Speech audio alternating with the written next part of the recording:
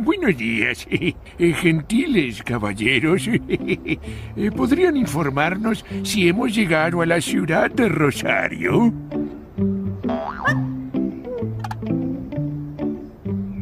Mi fiel sabueso y yo hemos venido con una importante misión. Tenemos que encontrar las piezas que faltan para completar este misterioso rompecabezas. Querido inspector, tanto tiempo sin vernos. Veo que no puede estar mucho tiempo sin recurrir a mis conocimientos. Oh, creo que reconozco esa voz. Pero, ¿qué es este cachivache electrónico? Soy su viejo amigo, la guía de Rosario Misteriosa. Todo se actualiza en esta era tecnológica. Ahora tengo MP3, cámara de fotos y Wi-Fi. Usted, el noble sabueso y nuestros jóvenes amigos nativos efectivamente están pisando suelo rosarino.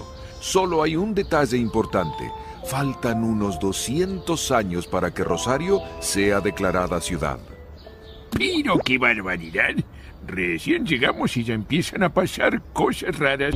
Este territorio era solo una gran extensión de tierra dominada por la presencia del río y surcada por arroyos y humedales. Se la conocía como Pago de los Arroyos. Era mucho más amplio que el territorio actual de la ciudad. En 1689 el rey de España le regaló a un capitán de caballería llamado Luis Romero de Pineda un territorio que incluía la actual ciudad de Rosario y alrededores en pago por sus servicios. Pineda no se puso muy contento con el regalo, ya que en esta época este territorio era un paraje desolado y habitado por pueblos originarios poco amigables con los españoles. Igualmente fundó aquí la estancia de la Concepción del Pago de los Arroyos, que tenía el casco principal y la capilla a orillas del arroyo Saladillo. A la muerte de Pineda, sus dos hijas heredaron la estancia y la dividieron en dos. El punto de referencia para dividir el territorio fue este mismo árbol que usted ve aquí, conocido como el Árbol de la Cruz. En 1730, 40 años más tarde de la cesión de estos terrenos a Pineda, el gobernador del Río de la Plata creó el curato del Pago de los Arroyos. Curato significa lo mismo que parroquia. Esto implica que la zona ya contaba con la suficiente cantidad de cristianos. Esta parroquia se instaló en el mismo lugar que hoy ocupa la catedral. Escuchame una cosa, librito, sábenlo todo. El mapa del rompecabezas es el de una metrópolis, una ciudad de más de 1 millón de ciudadanos. Ahora estamos apenas en una villa que no debe tener más de 3.000 habitantes. ¿Cómo querés que resuelva el misterio de las piezas que faltan? No se ponga ansioso, inspector. Ya verá cómo la ciudad y su población crecen rápidamente. Rosario será declarada ciudad el 5 de agosto de 1852. Para 1880 la ciudad ya avanzará hasta Boulevard Oroño y hasta Avenida Pellegrini, y en 1890 ya llegará hasta Ovidio Lagos. Simultáneamente, al norte y al sur, crecieron como pueblos separados Alberdi y Saladillo. Cuando la ciudad crezca hasta llegar al límite de los arroyos, comenzará a crecer hacia el oeste, poniéndose Panzón. Entonces, lo que ahora es el centro quedará hacia el este. ¿Comprende usted, inspector? ¡Claro, claro! El centro está en el este, por supuesto. No entiendo nada. Es muy sencillo. Los sucesivos gobiernos municipales intentarán diseñar las calles, parques y plazas de la ciudad, pero la aparición de nuevas rutas, el ferrocarril y distintas fábricas e industrias generarán nuevos asentamientos en zonas más alejadas. Estos irán progresando y creciendo por cuenta propia hasta encontrarse con el centro. Cuando la ciudad se vuelve demasiado grande, la municipalidad deberá inventar la descentralización, pero esa es otra historia. Pero claro, qué perrito tan inteligente. Este lugar vacío entre el centro y el río tiene que ser el puerto. Ya que vos sabés tantas cosas, ¿no sabés dónde está?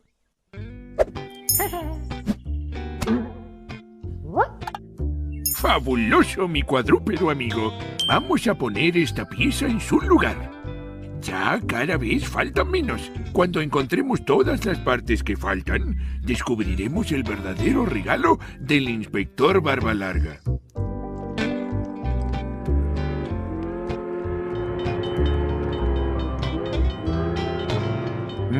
vías, barreras, señales, desvíos. Esto es más complicado de lo que yo pensaba. El olfato del sabueso dice que siguiendo las vías encontraremos las piezas que faltan para completar el rompecabezas. Pero, ¿qué tienen que ver los trenes con los barrios de la ciudad? Querido inspector, si estuviéramos en la escuela y yo fuera su profesor, ya le habría puesto un 0 por no prestar atención. Ahora estamos frente a la estación Rosario Norte, también conocida como estación Sunchales, que era la ciudad en el otro extremo de la línea de las vías. Inaugurada en 1885, era la primera línea férrea que unía Rosario y Buenos Aires. La línea continuaba hacia el noroeste hasta Tucumán. Entre los años 30 y 40 pasaban por Rosario Norte unos 800 pasajeros diarios. Esta gran circulación de gente dio mucha vida al barrio de la estación. ¿Pichincho? ¡El Pichicho! ¡Pichincho! Deme un minuto, amigo extranjero. Aquí tengo un libro que nos despejará las dudas. ¿Libro? Decime qué significa Pichincho. El honorable marinero posiblemente se refiera al barrio Pichincha. Pichincha era el nombre de la actual calle Richeri. En sus últimas 6 cuadras, que terminaban en el paredón de la estación Rosario Norte, entre los años 1910 y 1930, se había popularizado una zona de cabarets, salas de juego, bares y fondas, cines y teatros picarescos destinados a los marineros. En sus bares y teatros actuaban los músicos más importantes del país, incluyendo a Carlos Gardel. Mirá, sabueso, ese no es... Sí, es Carlitos.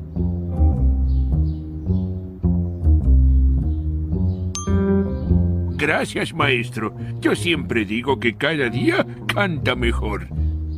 ¡Qué buen regalo de cumpleaños! Muy bien, sabueso. Ya casi terminamos el desafío. Vamos a la estación siguiente. Por favor, decime a dónde estamos ahora. Estamos en otra de las 9 estaciones ferroviarias de Rosario. Esta es la llamada Central Córdoba. Estamos en el barrio La Tablada. A este barrio se lo conoce con ese nombre desde fines del siglo XIX porque aquí funcionaba el matadero público. Los corrales de los animales construidos con tablas se conocían como tabladas.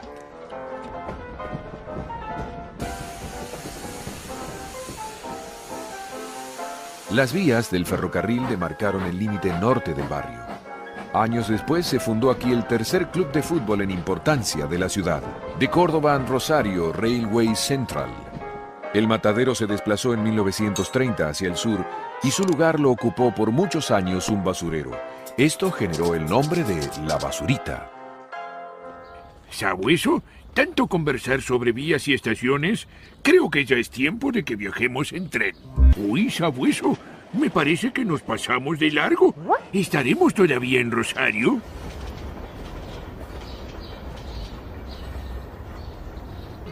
En 1888 el ferrocarril central anglo-argentino erigió un pequeño pueblo de chalets para sus muchos empleados ingleses y norteamericanos.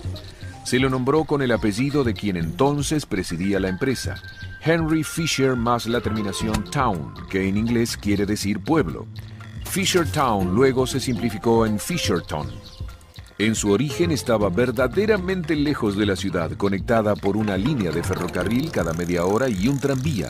Por supuesto, tuvo una estación propia desde el principio, que era una parada intermedia entre las estaciones de Ludueña y Funes. Las primeras calles de amplias y parquizadas veredas se trazaron alrededor de la estación, marcando claramente 2 sectores a uno y otro lado de las vías. De un lado, las mansiones del personal jerárquico del ferrocarril, de origen mayoritariamente anglo-irlandés, con características similares a los actuales barrios cerrados, con diario y mensajería propios, y del otro lado de la vía, los empleados del ferrocarril y pequeños comerciantes de origen italiano y español.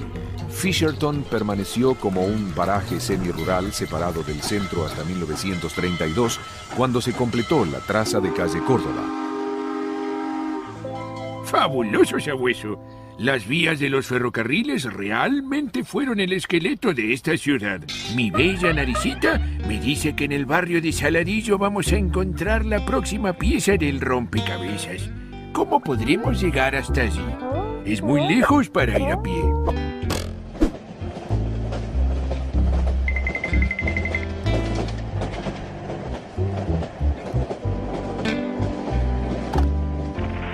Rosario fue la tercera ciudad del país en contar con servicio de tranvías, luego de Buenos Aires y La Plata.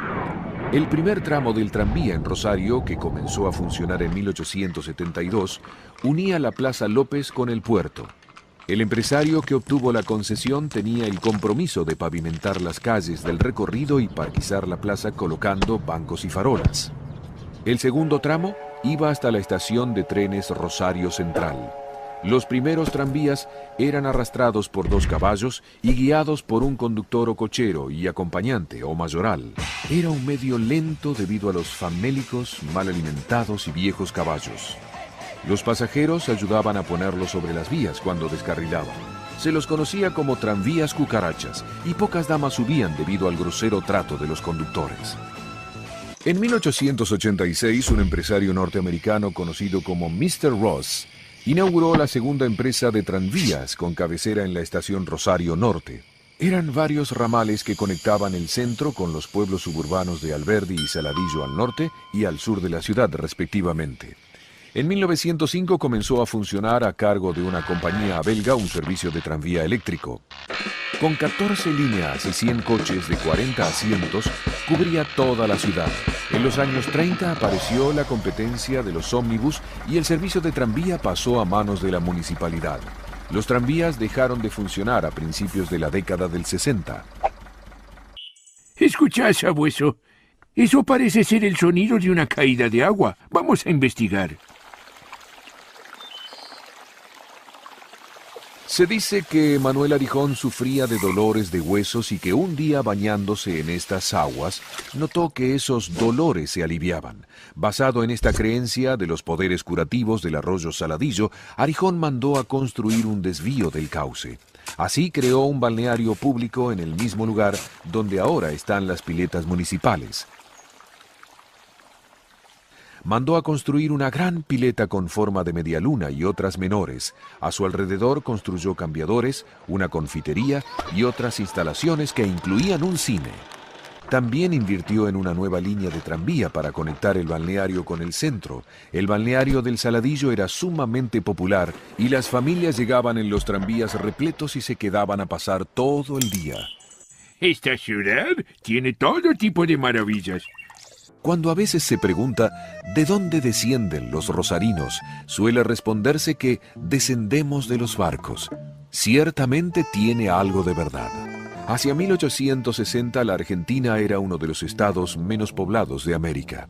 Distintas políticas de inmigración promovidas por el gobierno, por empresas privadas de transporte transoceánico de personas y otras de administración de tierras, incorporaron una enorme proporción de sangre extranjera a nuestra población original de criollos y mestizos. Esto sucedía durante la segunda mitad del siglo XIX y la primera del siglo XX. Los inmigrantes españoles e italianos, en su mayoría analfabetos, hambrientos, viajaban en vapores de tercera clase, sobre la cubierta. Llegaron a Rosario por el río Paraná. Se hospedaban por un tiempo en el asilo de inmigrantes en la calle Urquiza número 22. En ese mismo sitio se construyó posteriormente el primer edificio de la aduana. Parecía una fortificación.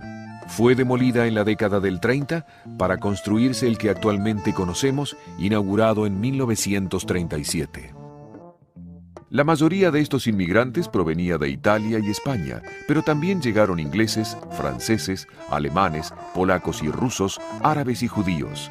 Estos recién llegados eran ofrecidos por las compañías inmigratorias a fábricas o talleres y eran trasladados gratuitamente, con su equipaje y sus herramientas dentro del territorio nacional. Algunos inmigrantes trajeron desde Europa la experiencia de la creación de sindicatos de trabajadores.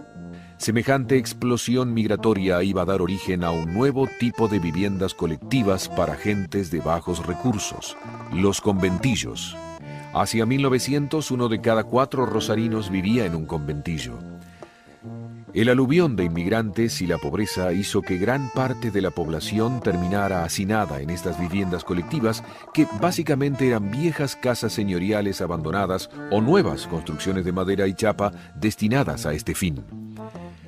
Cada cuarto era ocupado por una familia completa, hasta 6 o 7 personas, sumando hasta 300 habitantes por conventillo que compartían los patios, la cocina y los baños. Hey, Pichincho! ¿Nos devuelves el bol?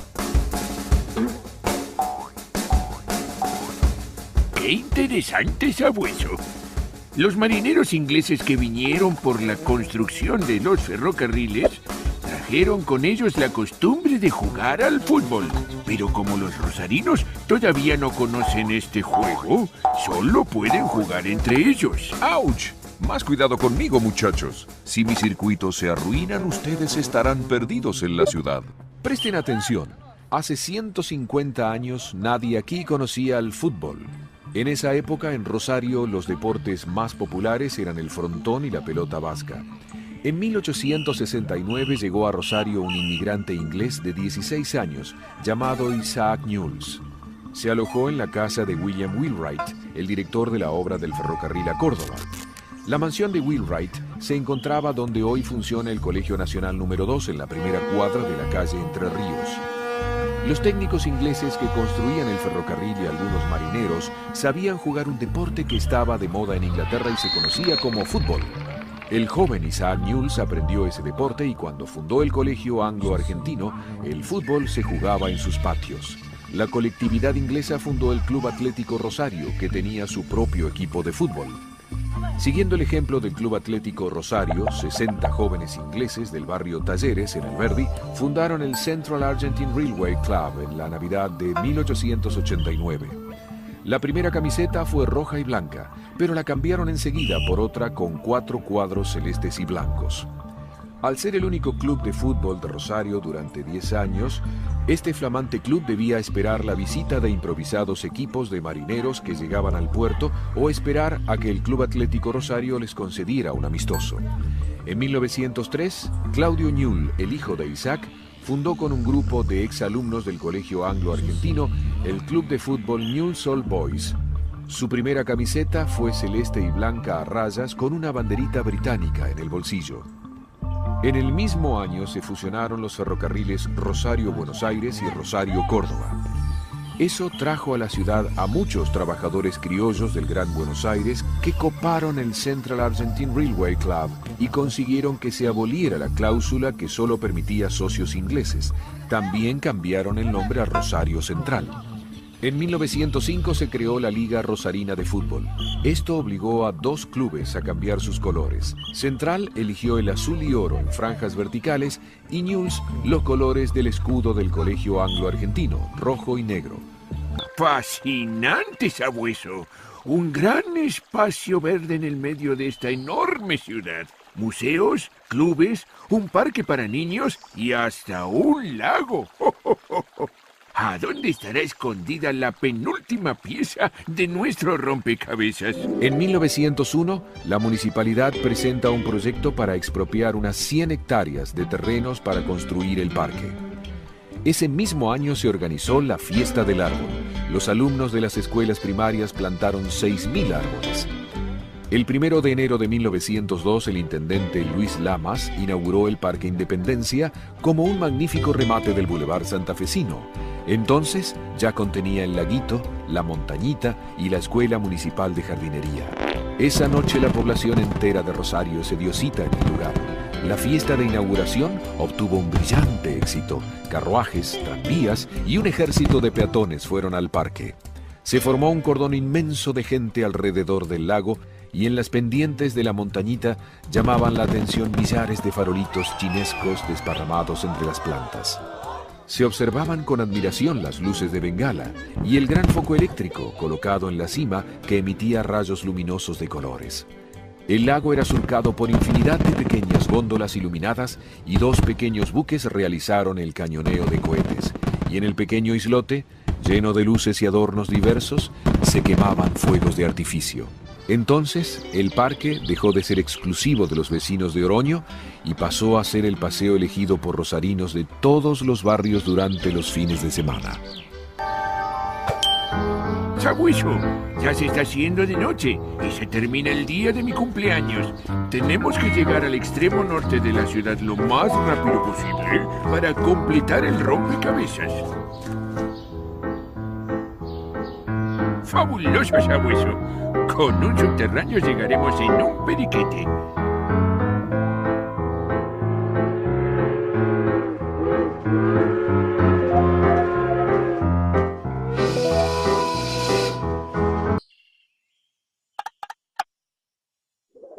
Hasta 1918, Alberdi era un pueblo separado de Rosario. Fue fundado en 1876 por José Nicolás Pucho en las tierras que fueron donadas a la familia de su esposa por la corona española en tiempos de la colonia.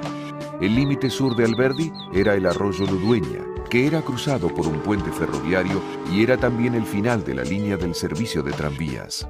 De la misma manera que Manuel Arijón fundó el barrio Saladillo, loteando sus terrenos en el límite sur de la ciudad, Pucho loteó sus terrenos destinándolos a una zona residencial de grandes mansiones separadas entre sí por grandes parques. Pucho le regaló a su amigo, el político y escritor Juan Bautista Alberdi, una manzana de ese barrio junto a la Plaza Santos Dumont. De allí, el pueblo tomó su nombre. El pueblo pronto se convirtió en el lugar elegido por las familias adineradas para levantar sus mansiones en las cuales se refugiaban durante el sofocante verano. El trazado moderno es endamero, con lotes espaciosos y jardines que le dan a Alberdi una atmósfera singular. Muchos clubes en la costa del Paraná son frecuentados por yachtsmen y otros deportistas. Cuenta con bellísimos palacios construidos a principios del siglo XX. Uno de sus emblemas es la denominada Villa Hortensia, originalmente residencia de la familia Pucho Alvarado, luego de los Echesortu y finalmente de los Ruillón. En 1989 se le declara Monumento Histórico Nacional, decreto número 325 del 89, desapareciendo así la posibilidad cierta de su demolición o derrumbe, y desde 1996 es sede del Distrito Norte de la Municipalidad de Rosario. Villa Hortensia corona la plaza de Alberdi, desde la que nace la Bajada Pucho, nombrada así en honor al fundador del pueblo Alberdi. La bajada desemboca en el río Paraná y nos conduce hacia la popular Playa La Florida.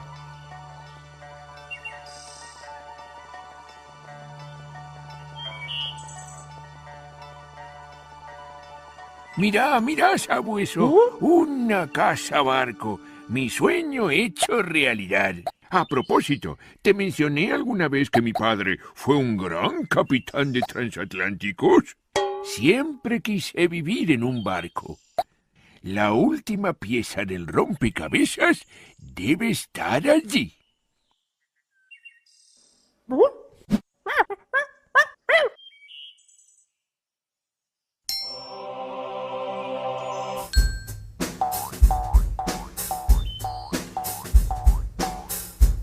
Querido inspector bigotudo, por haber completado el desafío te has ganado el regalo mayor.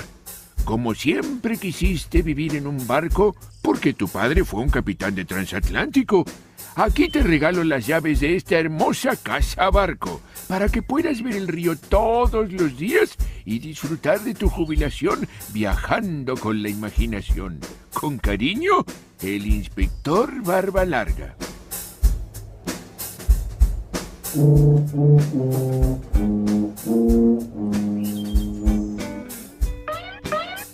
Querido Sabueso, este ha sido el mejor cumpleaños de mi vida.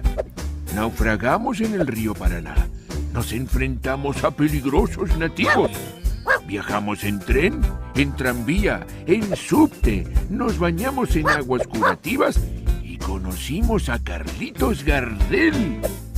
Y como frutilla del postre, encontramos un nuevo hogar en esta hermosa ciudad.